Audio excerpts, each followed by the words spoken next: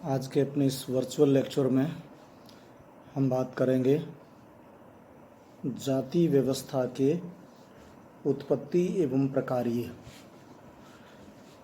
समाजशास्त्र का जो सेकंड क्वेश्चन पेपर है, प्रश्न पत्र है,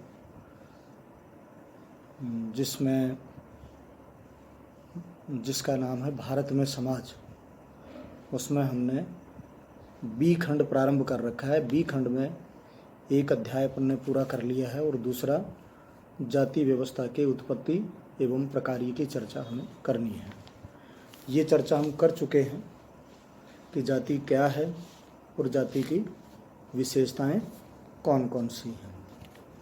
अब जाति व्यवस्था के उत्पत्ति के कौन कौन से सिद्धांत प्रचलित हैं उनकी चर्चा हमें करनी है। E.A.H. ब्लंट ने एक पुस्तक लिखी है, the caste system in northern India. Blunt BLUNT blunt ने एक पुस्तक लिखी है, the caste system in northern India.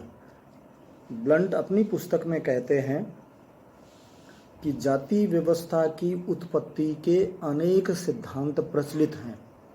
इन सिद्धांतों में से कुछ सिद्धांत तो बिल्कुल ही हास्यास्पद हैं, लेकिन जिन सिद्धांतों को काफ़ी चतुरता और वैज्ञानिक रूप से प्रस्तुत किया गया है वे भी जाति व्यवस्था की उत्पत्ति के वास्तविक आधार को स्पष्ट नहीं करते। तो ये कह के ब्लंट ने जाति व्यवस्था की उत्पत्ति से संबंधित जितने भी सिद्धांत प्रचलित हैं उनकी आलोचना की है। उन्होंने जितने सिद्धांत हैं उन सिद्धांतों की चर्चा की है और कुल मिला के अपनी पुस्तक में 8 प्रकार के सिद्धांतों की चर्चा ब्लंट ने की है। ब्लंट की पुस्तक का क्या नाम है? The caste system in northern India. तो पहला सिद्धांत कौन सा बताया उन्होंने? परंपरागत सिद्धांत, ट्रेडिशनल थियरी। दूसरा सिद्धांत उन्होंने धार्मिक सिद्धांत बताया है, रिलीजियस थियरी। तीसरा सिद्धांत उन्होंने राजनीतिक सिद्धांत बताया है, पॉलिटिकल थियरी। चौथा सिद्धांत उन्होंने व्यावसायिक सिद्धांत बताया है। पांचवा उन्होंने उद्विकासीय सिद्धांत, इवोल्यूशनरी थियरी। छठा प्रजातीय सिद्धांत, रेशियल थियरी। सातवां आदिम संस्कृति या माना का सिद्धांत, प्रिमिटिव कल्चर या थियरी ऑफ माना। और 8वां सिद्धांत बताया है सांस्कृतिक एकीभाव का सिद्धांत, थियरी ऑफ कल्चरल इंटीग्रेशन। तो इनकी अपन एक एक की चर्चा आज हम इस लेक्चर में करेंगे कि किस सिद्धांत में उसके सिद्धांतकारों ने जाति की उत्पत्ति के पीछे किन कारकों को महत्वपूर्ण माना है। पहला जो सिद्धांत है वो है ट्रेडिशनल थियरी या परंपरागत सिद्धांत। परंपरागत सिद्धांत में मानने वाले बहुत सारे विद्वान हैं, जिनमें विशेष रूप से अपन हट्टन की बात कर सकते हैं, जिन्होंने पुस्तक लिखी है कास्ट इन इंडिया। हट्टन ये कहते हैं कि जाति के संदर्भ में जो सबसे प्राचीन व्याख्या है वो ऋग्वेद में मिलती है। ऋग्वेद वेदों में सबसे प्राचीन वेद है और उसमें हट्टन ये मानते हैं कि इस सिद्धांत की व्याख्या मिलती है। यद्यपि वो जो व्याख्या है वो वर्ण व्यवस्था को लेके है, जाति व्यवस्था को लेके नहीं, लेकिन जो लोग वर्ण से जाति की उत्पत्ति की बात को स्वीकार करते हैं वे इस सिद्धांत को मान्यता प्रदान करते हैं। तो ऋग्वेद में जो पुरुष सूक्त है उसके एक मंत्र में इस सिद्धांत की व्याख्या मिलती है। इसके अतिरिक्त उपनिषदों, महाकाव्यों, धर्मशास्त्रों और स्मृतियों में भी इस सिद्धांत की चर्चा मिलती है। इस सिद्धांत में कहा गया है कि जितने भी वर्ण हैं उन वर्णों की उत्पत्ति ब्रह्मा से हुई है। ब्रह्मा के मुख से ब्राह्मण, उनके भुजाओं से क्षत्रिय, जंघाओं से वैश्य और पैर से शूद्र की उत्पत्ति हुई है। तो ब्रह्मा के मुख से ब्राह्मण की उत्पत्ति, ब्रह्मा की भुजाओं से क्षत्रियों की उत्पत्ति ब्रह्मा के उदर या जंघा से वैश्य की उत्पत्ति और पाँवों से शूद्र की उत्पत्ति हुई है। तो जो मुख से उत्पत्ति ब्राह्मणों की हुई है, इसलिए उनको बोलने का, वेदों के अध्ययन अध्यापन का कार्य मिला। जिनकी भुजाओं से उत्पत्ति हुई उनको समाज की रक्षा का कार्य मिला। जिनकी उदर से उत्पत्ति हुई उनको उदर पूर्ति का कार्य करने का मिला। और जिनकी पाँवों से उत्पत्ति हुई उनको शेष सभी वर्णों की सेवा करने का दायित्व मिला। इस तरह से अट्टन और अन्य लोग मानते हैं कि भारत में जाति व्यवस्था की उत्पत्ति हुई, यद्यपि ये बात वर्णों के संदर्भ में कही गई थी। दूसरा जो सिद्धांत है वो सिद्धांत है धार्मिक सिद्धांत, रिलीजियस थियरी। इस सिद्धांत के जो प्रवर्तक हैं वो होकार्ट तथा सेनार्ट हैं। होकार्ट ने पुस्तक लिखी है the caste in India. Caste in India में होकार्ट का कहना है कि धार्मिक प्रथाओं एवं सिद्धांतों के कारण समाज का विभाजन हुआ। होकार्ट की मान्यता थी कि धार्मिक क्रियाओं तथा कर्मकांडों के कारण जाति व्यवस्था की उत्पत्ति हुई है। इसी तरह से सेनार्ट का मानना है कि भोजन, विवाह और सामाजिक सहवास से संबंधित निषेधों के आधार पर जाति प्रणाली की उत्पत्ति हुई है।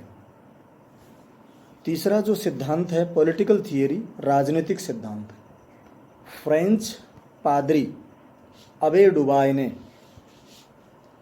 19वीं शताब्दी में इस सिद्धांत का प्रतिपादन किया, जिसको राजनीतिक सिद्धांत कहा जाता है। उन्होंने ये कहा कि भारत में जाति व्यवस्था की उत्पत्ति ब्राह्मणों की चतुर राजनीतिक चाल का हिस्सा रही है। ब्राह्मणों ने अपनी सत्ता को चिरस्थायी बनाए रखने के लिए तथा स्वयं को दूसरों से उच्च सिद्ध करने के उद्देश्य से जाति प्रणाली की रचना की, ये मानना है फ्रेंच पादरी अबे डुबाय का। उन्होंने कहा कि उन्हीं की इस चतुर राजनीतिक चाल की वजह से ऊंच नीच की स्थिति हुई। ये योजना उन्होंने बनाई और इस योजना में ब्राह्मणों ने स्वयं को सबसे ऊपर रखा। इबेटसन और घुरिये ने भी उनके इस सिद्धांत का आंशिक समर्थन किया है। घुरिये ने अपनी पुस्तक कास्ट, क्लास एंड ऑक्यूपेशन में कहा है कि मैं यह निष्कर्ष निकाल सकता हूँ कि भारत में जाति इंडो आर्यन संस्कृति के ब्राह्मणों का बच्चा है जो गंगा और यमुना के मैदान में पला और वहाँ से देश के अन्य भागों में ले जाया गया।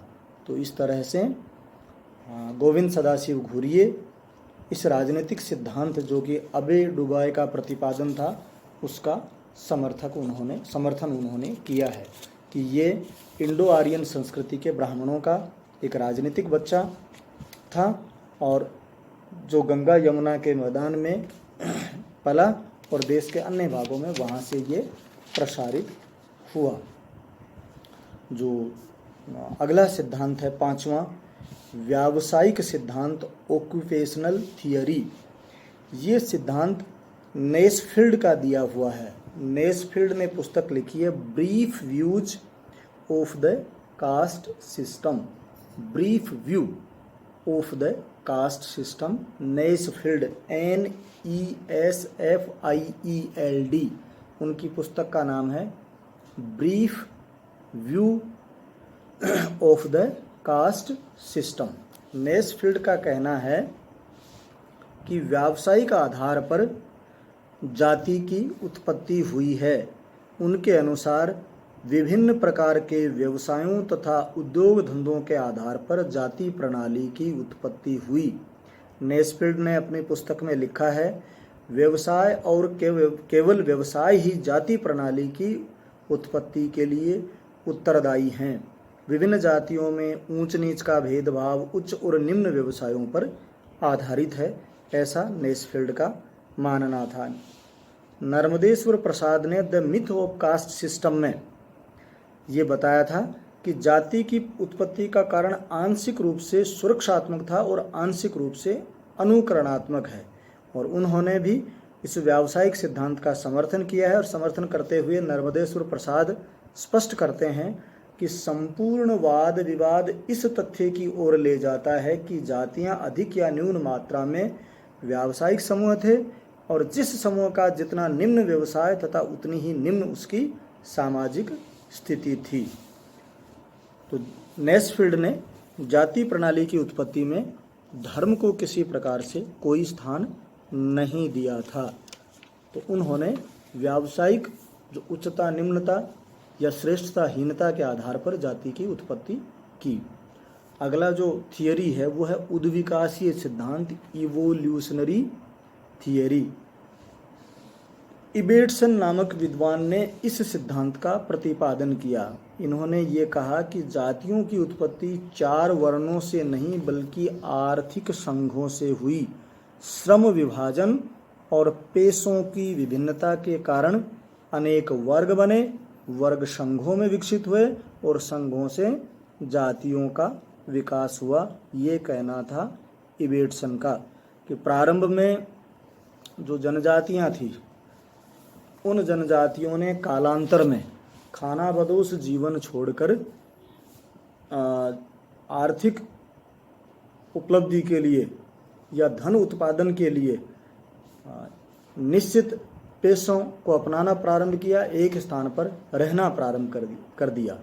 ये लोग अब खेती के अतिरिक्त उद्योग और व्यापार धंधों में सम्मिलित हुए, जिससे इनके आर्थिक जीवन में धीरे धीरे संश्लिष्टता या जटिलता आती चली गई। कृषि एवं व्यापार के बढ़ने के साथ श्रम विभाजन बढ़ा, लोगों ने भिन्न भिन्न प्रकार का व्यवसाय प्रारंभ किया और एक ही प्रकार के व्यवसाय करने वाले लोगों में कालांतर में सामुदायिक भावना का विकास हुआ।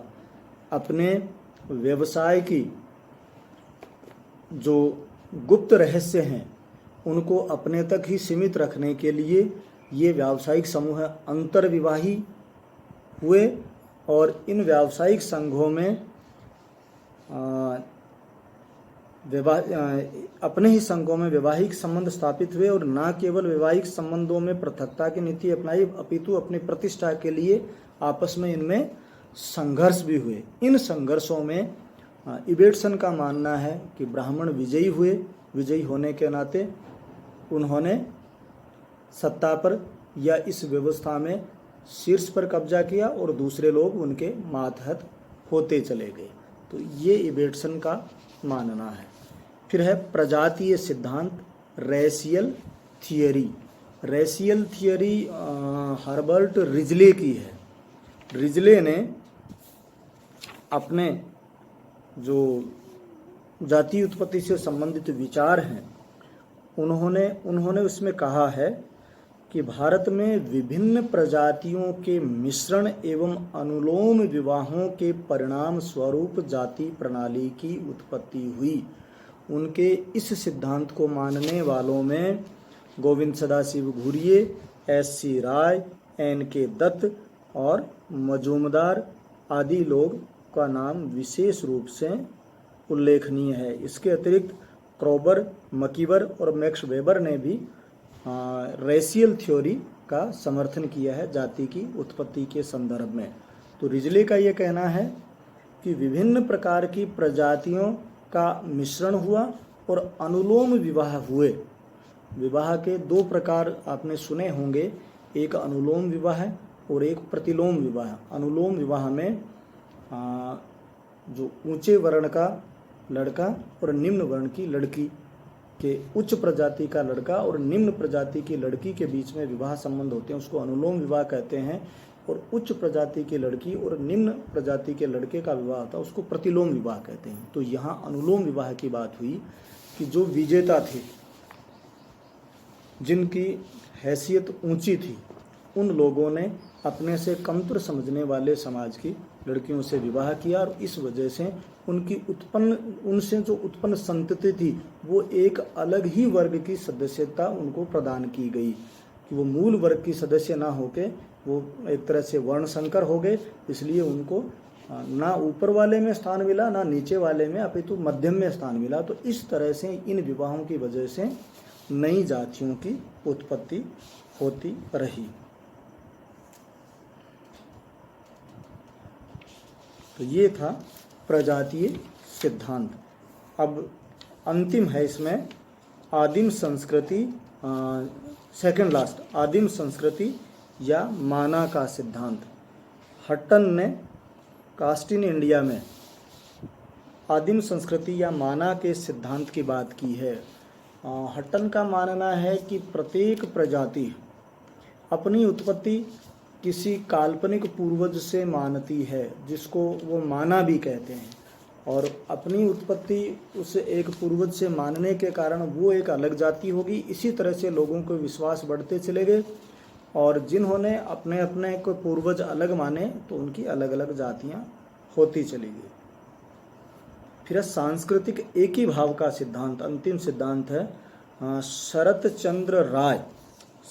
चंद्र राय ने सांस्कृतिक एक ही भाव या कल्चरल इंटीग्रेशन का सिद्धांत दिया। और इसमें शरत चंद्र राय कहते हैं कि भारत की विभिन्न प्रजातियों की सांस्कृतिक विशेषताओं के आपसी मिलन तथा अंतःक्रिया के फलस्वरूप जाति व्यवस्था की उत्पत्ति हुई। विभिन्न जातियां आपस में मिली, उनमें अंतःक्रिया हुई, एक दूसरे से आदान प्रदान हुआ और उससे जातियों की उत्पत्ति हुई।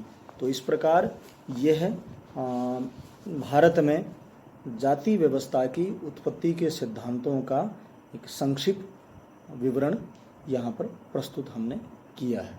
धन्यवाद।